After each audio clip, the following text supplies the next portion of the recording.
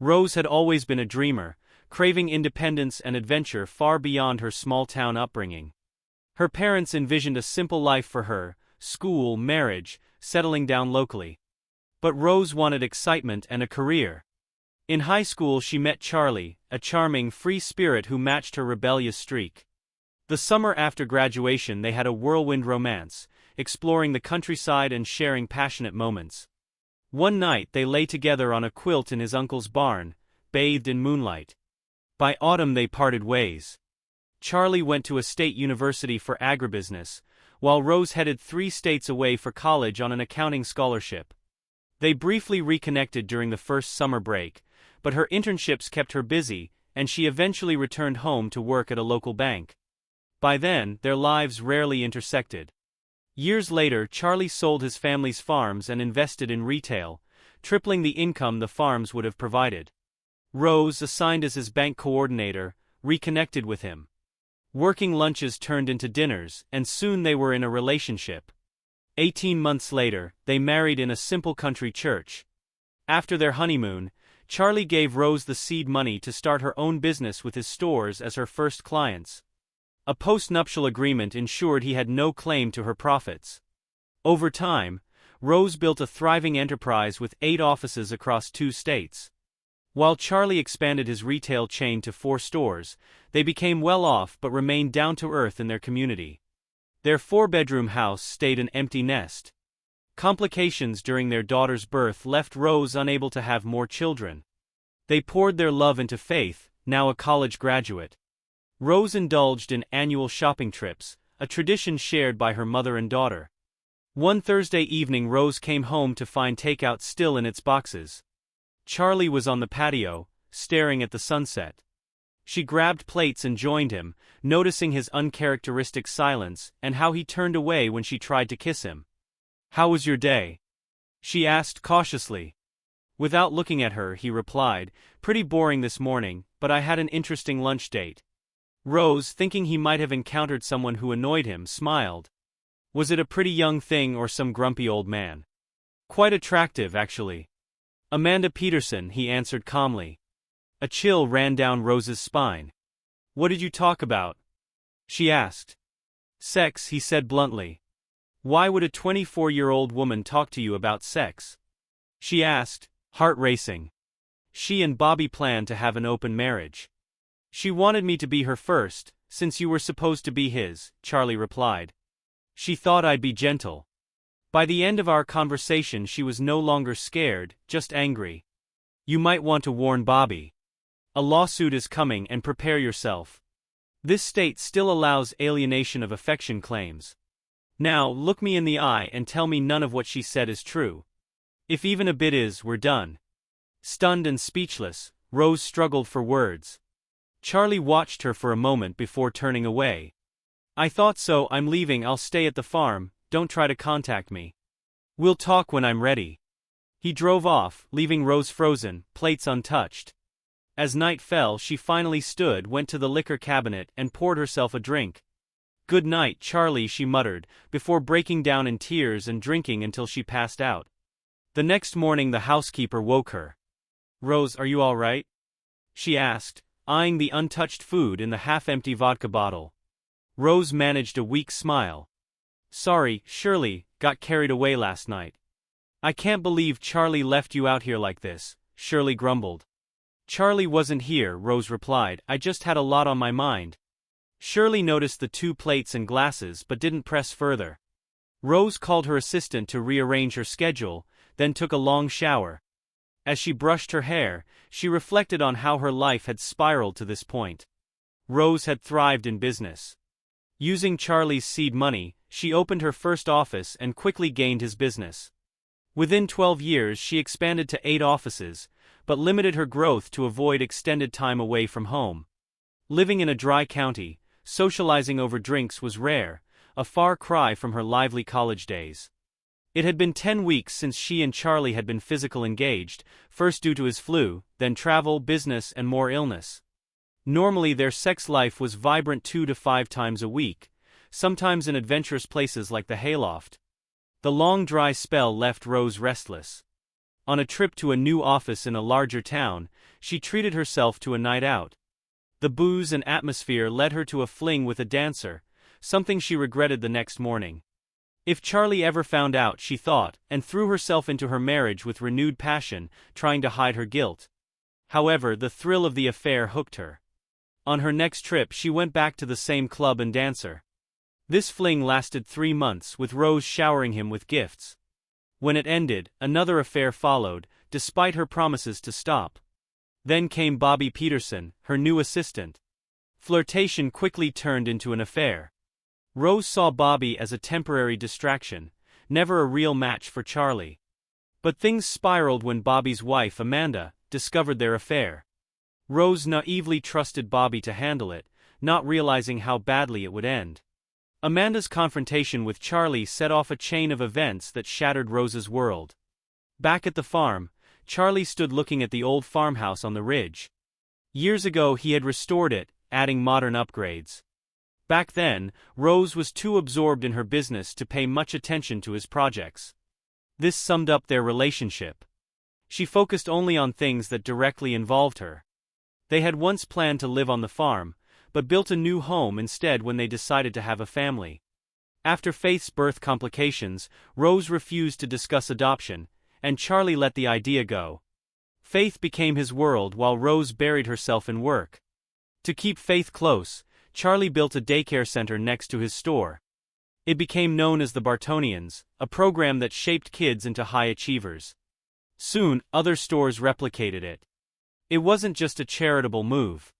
It was a way to keep Faith nearby and happy. Charlie reflected on it all, wondering how things had come to this. Charlie arrived at the farm, opened the windows and unpacked the groceries. Though he wasn't a drinker, he brought a 12-pack. He made coffee and took it to the porch swing, where he and Rose had shared many memories. Reflecting on their marriage, he wondered if there had been any warning signs. He recalled her vague smiles about pleasant memories. Was she thinking of her lovers? His phone interrupted his thoughts. Almost ignoring it, he glanced at the number. "Hello," he answered.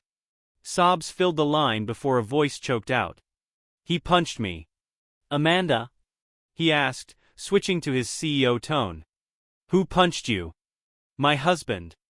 I told him about our lunch and that I was leaving him. He punched me. What do I do?" "Are you out of the house?" "Yes," she sobbed. "Go to the hospital. I'll be there soon. Go now if you want my help." Hanging up, Charlie called the sheriff's department. At the hospital, Amanda rushed to him, her face swollen and bruised. He sat for 40 minutes until the deputy returned.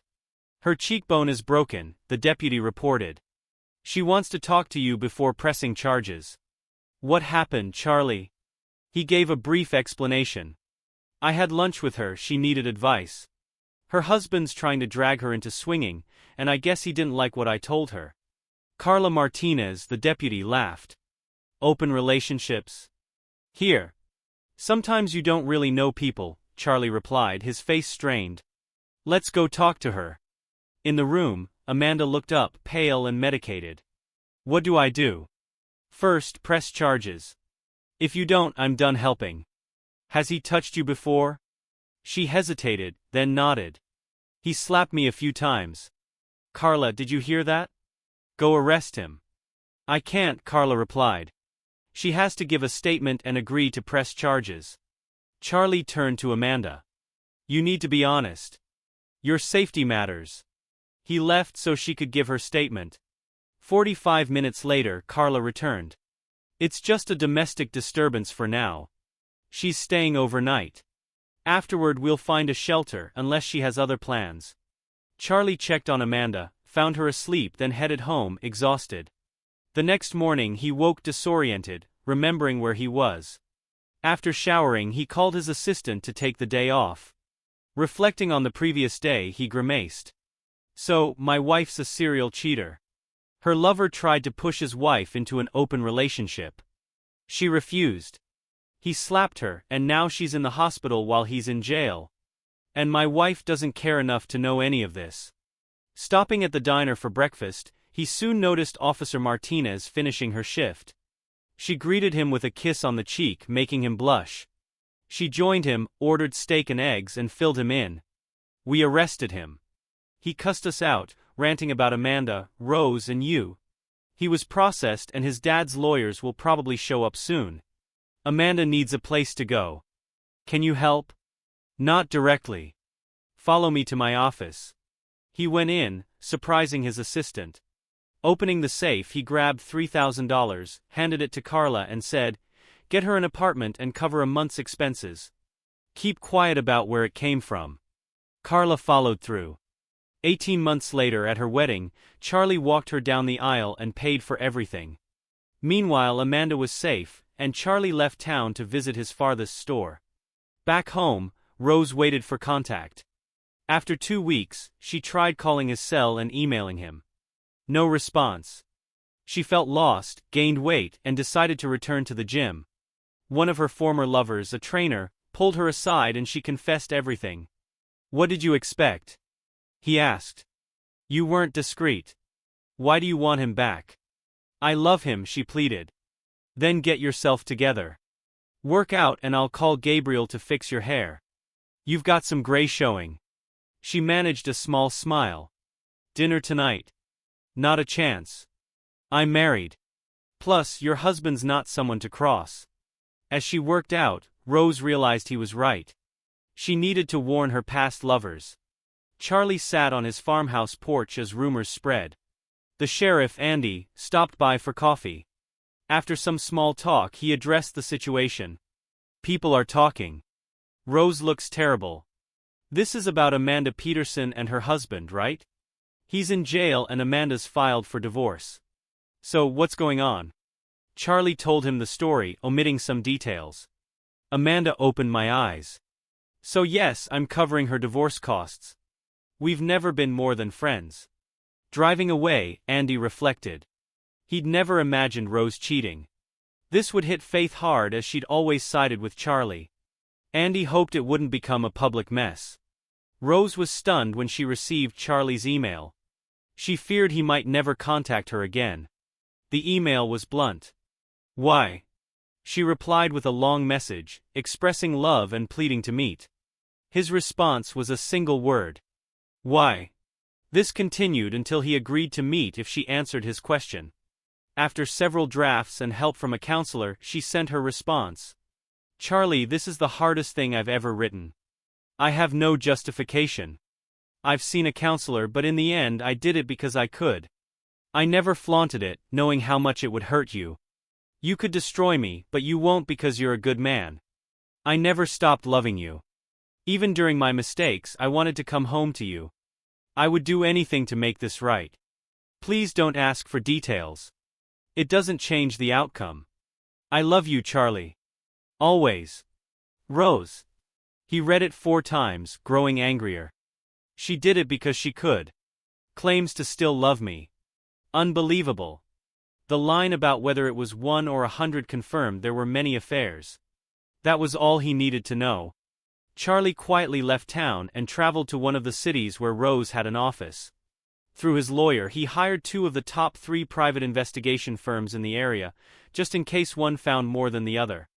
He did the same in each of her office locations, paying well and offering bonuses for quick results. "I want every detail. If you suspect anyone had an affair with my wife, dig as deep as needed," he instructed. The 2 firm owners later discussed his request. "What's he really after?" one asked. "He's a man in pain trying to understand why she cheated." The other replied. "I looked into him. No violent history respected by most except those who crossed him. His kindness is well known." They agreed to proceed but decided to keep an eye out for any signs he might act irrationally. Meanwhile, Bobby Peterson woke up in jail, stunned at how everything had collapsed. What began as harmless flirting with Rose had escalated into an affair. Bobby saw it as a chance to replace her husband and gain access to her wealth, imagining it would earn him his father's respect.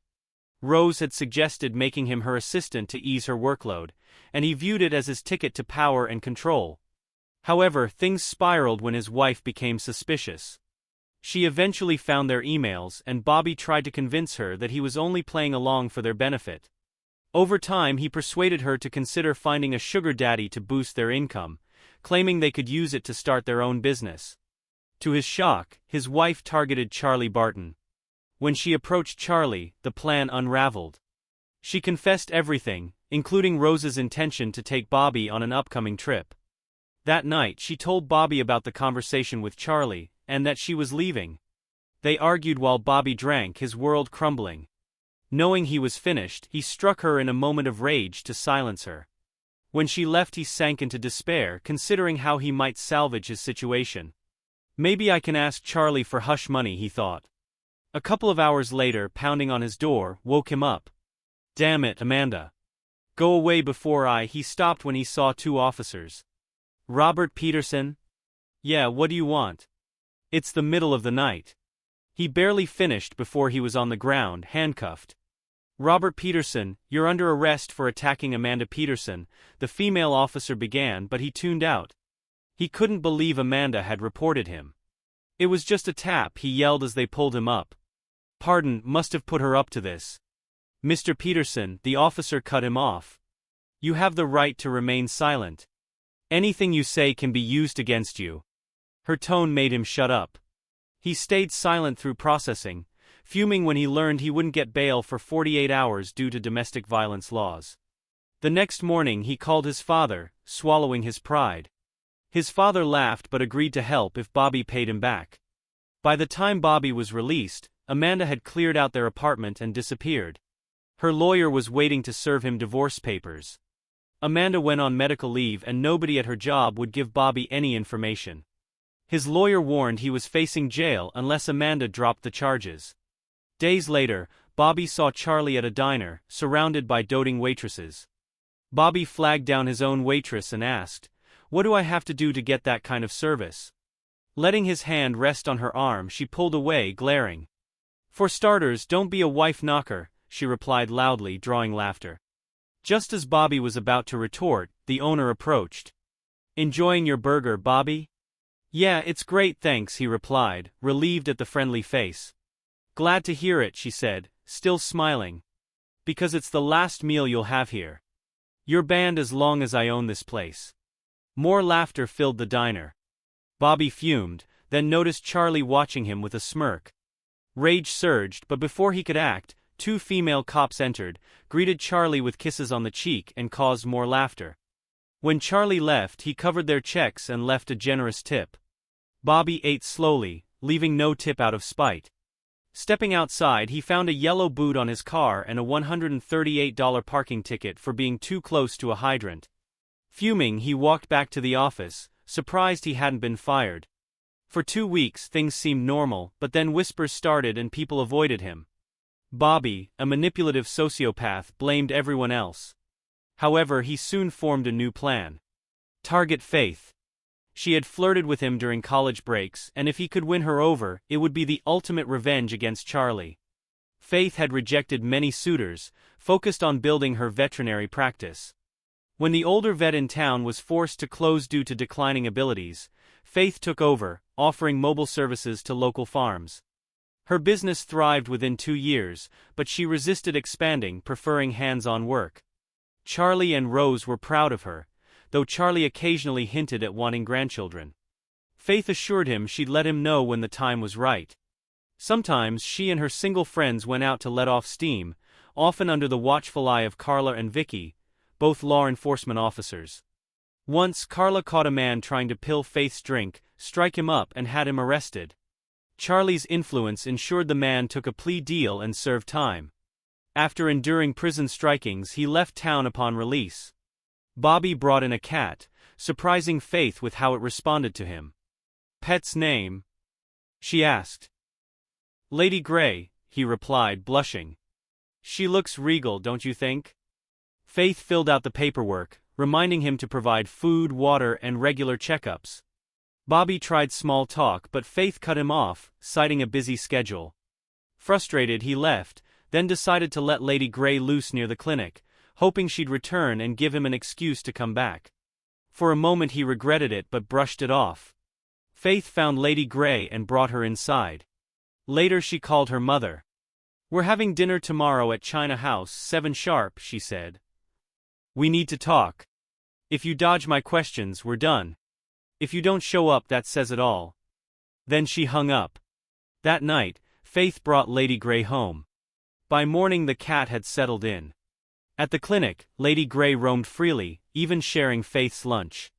When Bobby called about the cat, Faith agreed he could pick her up, but asked her assistant Nancy to stay close when he arrived, sensing something was off.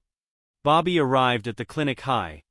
Recently he had helped a college friend hide money through shell companies and offshore accounts, unaware he was aiding a mid-level pill dealer. This friend introduced him to pills, and Bobby liked the sharp focus they gave him, using them occasionally. The fallout had begun. Although he wasn't fired, it was clear he and Rose could no longer work together. He was transferred to another location she rarely visited, but Rose smoothed things over by promoting him to office manager with a pay raise. "I'm doing what I can for both of us, Bobby. I can't stay in touch if I want any chance of reconciling with my husband. We both messed up, so if you're thinking of legal action, reconsider. Amanda gave Charlie all our emails. I could spin this as a midlife crisis where you seduced me for money. We'd all lose, but you'd lose the most. Take the promotion, work for a while, and I'll give you a glowing recommendation and severance package when you move on." Feeling trapped, Bobby agreed to the transfer. In his mind, everything was still on track. He planned to catch Faith later and charm her. "She'll be on her knees doing whatever I want," he thought. For extra confidence, he did a quick line of pills before heading to the clinic. Faith let him in, holding Lady Grey the cat in her arms. Nancy, one of the assistants, watched nearby. "Looks like you made a friend," Bobby said. "You are always lovable." Nancy giggled at his lame attempt. Faith gave him a cold smile. "Let's get this straight, Bobby. I've always thought you were a sleaze, even at 18. Now knowing what you and my mother planned, you make me sick. Whatever you want, you're not getting it here. Take your cat and leave, or better yet, leave her with me and I'll find her a good home." Bobby froze. No woman had ever refused him. "Come on, Faith, why the hostility? We'd be perfect together, the king and queen of this county." "Let's see," Faith replied sarcastically. "I bring looks, money and status. You, a broke loser on probation, great future." Bobby was on probation for attacking Amanda, thanks to a good lawyer and a clean record. He had to do community service and attend anger management, which he mocked. He hadn't started his service yet, but hoped Faith might let him do it at the clinic. Angry, he grabbed her arm. She grinned at his hand. "Let go and get out. That's your only warning." In a flash of rage, he slapped her, knocking Lady Grey from her arms. The cat clawed his arm before he threw her against the wall, where she slid down, one leg bent awkwardly. Faith punched him hard, but he dragged her toward the door. "Stupid witch, now I'll have to train you the hard way." Faith screamed, landing a partial hit to his groin. He punched her in the face, breaking her nose and knocking her out.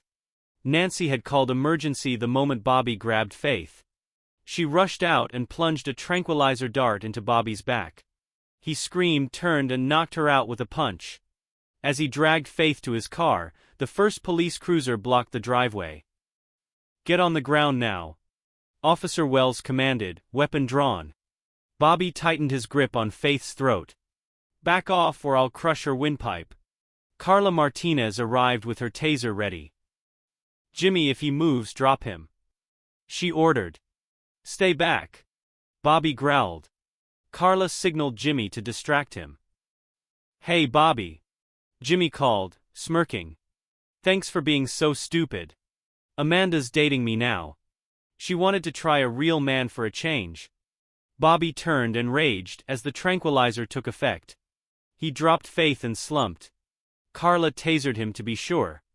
3 ambulances arrived, one for Faith, one for Nancy, and one for Bobby, who was cuffed to the gurney. Faith had a broken nose, a concussion and bruises. Nancy suffered a concussion and stayed overnight. Bobby tested positive for pills, and a search of his home revealed pills. He was charged with pill possession, probation violation, attack, aggravated attack, attempted sexual attack, and animal cruelty. His bond was set so high that his father refused to help. Meanwhile, Rose waited for hours at the restaurant, thinking Faith had stood her up. When she finally checked her phone, she heard the messages, including one from Charlie. Rose, get up and answer the phone. Faith is in the hospital. Your boy toy Bobby attacked her. He didn't get far, the cops stopped it.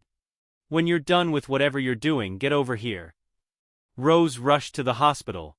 She stood by Faith's bedside, horrified by her bruised face.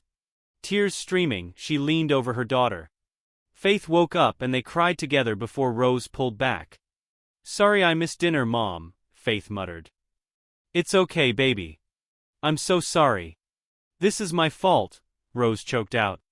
No, Mom, Faith said gently, though they both knew it wasn't true. This was all Bobby. You didn't do this. They talked for 10 minutes until Faith drifted back to sleep.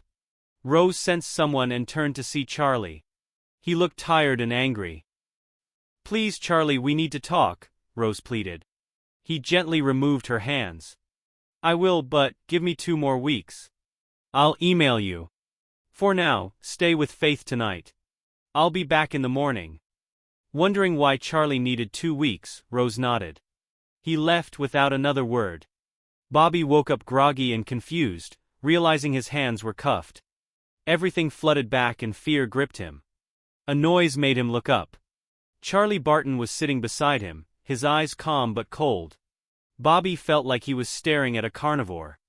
Morning, Bobby, Charlie said quietly.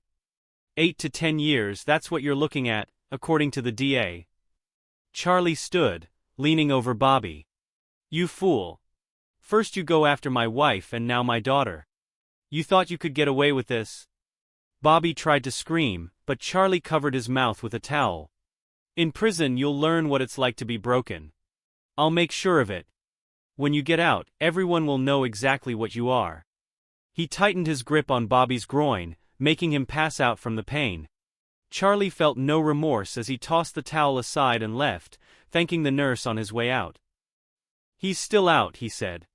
I'll keep him in my prayers. The nurse thought he was a saint. When Faith woke up, she knew she was in a hospital. She turned and saw her mother beside her. Her heart sank as memories came rushing back. Rose woke up, tears filling her eyes. For the first time in years, they had a deep conversation. Guess I'm more like Dad than I thought, Faith said quietly. But why, Mom? Rose sighed. I've asked myself that 1,000 times. Therapists say it's a power thing. Thought I could have it all. So if you hadn't been caught, you'd still be cheating? Faith snapped. Why not just get a divorce? Rose looked horrified. I didn't want a divorce. I still don't. I want to make things right. Mom, listen to yourself. Let it go. You got caught and Dad won't forgive you. Move on and have your flings openly. It's over. Their talk ended when the doctor arrived. After Rose left, Charlie entered. Forcing a smile, he said, You just missed Mom. I know, he replied. Are you going to talk to her? Yes, soon when I'm ready, he said. Faith hesitated. Please don't be too harsh. Let her go. You're still young. Find happiness. Charlie didn't respond with joy. Instead, Faith saw a darkness in his eyes that unsettled her, reminding her of a time when she was 7, and had seen a similar look on his face. Juanita's father was a new hire from Costa Rica with a drinking problem. When Faith was young, she sneaked away during playtime to ask her dad if her friends could come over. She saw him and Juan disappear behind a fertilizer building. When she arrived, Juan was unconscious, and her father was rubbing his bruised hands. He slapped Juan awake, whispered something, and Faith quietly ran back to daycare, never telling anyone. Later her mom noticed his scraped cheek and black eye, but he claimed he dropped some fertilizer bags, and she lectured him about letting employees handle that. Juanita missed daycare for nearly a week. When she returned, she shared that her father had been deported. Her mother and family were also at risk until Charlie intervened, sponsoring them and securing green cards. He hired Juanita's mother at the daycare, where she taught Spanish lessons in the afternoons. After Charlie's visit, Faith reflected on her childhood. Most of her happy memories involved him, while her mom, Rose, faded from her life when she opened her third office. Rose would rush home, give a quick kiss and retreat to her office, ignoring Faith's attempts to share her day. Charlie became her primary caregiver, consulting with daycare staff, doctors, and even a child psychologist to ensure he met her needs. Though Faith didn't learn this until college. He taught her to fish, shoot, and hunt, shaping her into a strong, assertive woman who valued fairness and loyalty. Rose never seemed to grasp this part of their lives. Despite being the princess of their small community, money didn't matter much to Faith. Charlie's influence kept her grounded, and though she occasionally indulged, she always returned to her usual self. After vet school, Charlie took her to a 26-acre field. Handing her the deed, he said, "This is yours. It's enough for a clinic, barn, paddocks, and kennels. I'll provide the funding, but it's up to you from here on out." Faith was deeply touched. He advised her to get a good architect and warned her about the pitfalls of wealth, reminding her that she'd inherit everything when he passed. "Be careful of the leeches and wolves," he said. The clinic cost $800,000 and was paid off. Faith leaned on lawyers for the setup, rarely consulting Charlie. It became profitable within 10 months, and she added more staff after the first year. Although tempted to open another clinic, she chose to be there for her future family. She knew any partner would need to handle her strong personality, but none of the men she had dated met her standards. Meanwhile, 2 private investigators finished 10 weeks of work on Rose's affairs, finding 5 lovers over 6 years. "He's going to flip," said Chuck. "Probably," replied the other. "But this is what he paid for." They met with Charlie, handed over the files and left, silently noting to watch for any fallout. Back at the farm, Charlie read through the findings. He kept calm until he got to the second most recent lover, then erupted, throwing his coffee cup through the wall. After a moment he regained control, his face cold and resolute. At the conference table, Rose gripped the edges, knowing her chances were slim but hoping. The lawyers waited outside as Charlie wanted this private. She stood to embrace him, but he moved away. Not a good sign, she thought, but greeted him anyway. "Hi Charlie, how are you?" "As well as can be expected," he replied. "You went all out today, I appreciate it." "I dressed to please you," she said.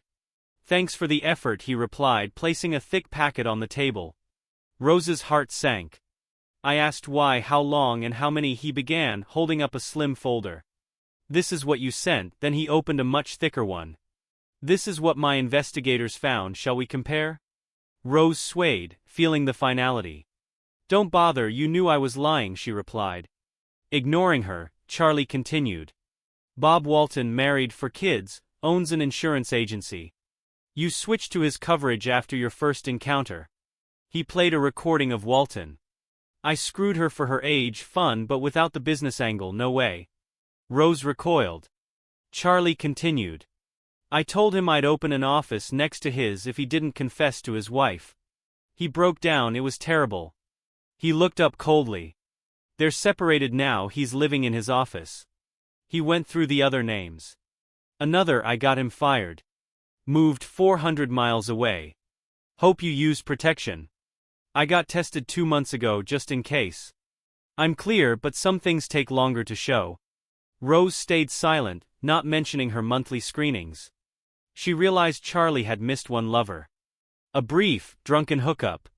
Charlie went on to her trainer.